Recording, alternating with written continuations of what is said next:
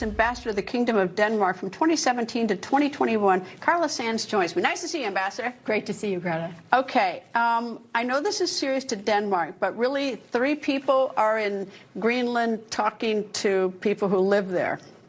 Yeah, what do you think that the Danish embassy in Washington, D.C., our capital, is doing every single day? They're trying to find out what Americans want covertly and overtly.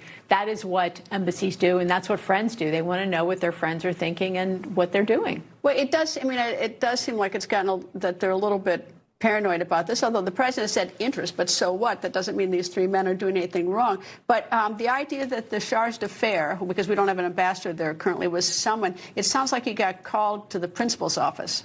Well, yes, and Denmark's terrified that Greenland's going to leave and become independent, which Greenland has said a majority of Greenlanders want to be independent. So they will go independent.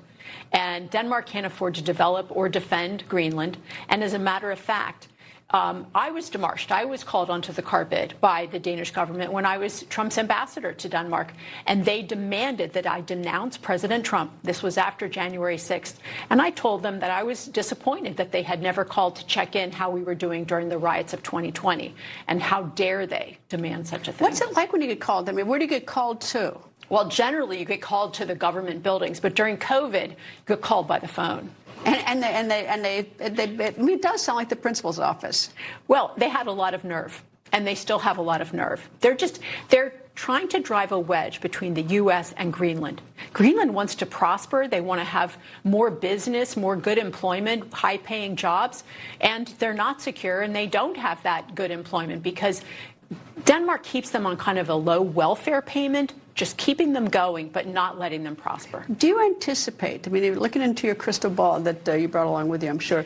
Do you anticipate that Greenland is going to be part of the United States in some way? So, you know, there are many ways to be part of the family and be completely independent. One that comes to mind is called a COFA.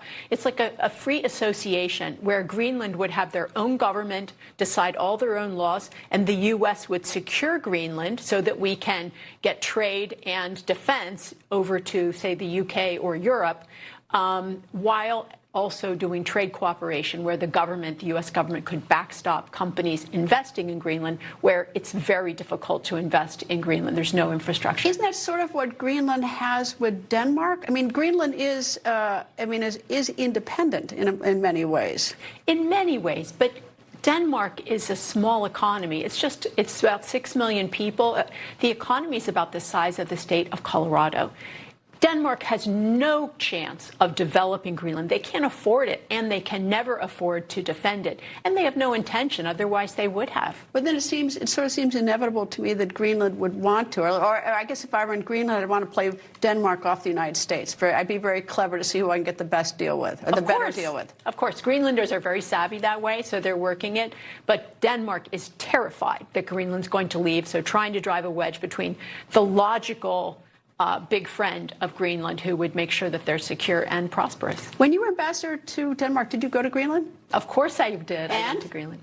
It's a wonderful place. The people, though, really want opportunity. They told me they want their kids to learn to speak English, not Chinese, as their second language. They want success in their tourism, so they need some help developing that, to build that capacity, and they want success in their mining, and they've really struggled to get that going. So we were able, when I was ambassador, my team, working with the Trump White House, we were able to get funds to Greenland for their mining, their tourism, and this involved like Department of Interior, Department of State.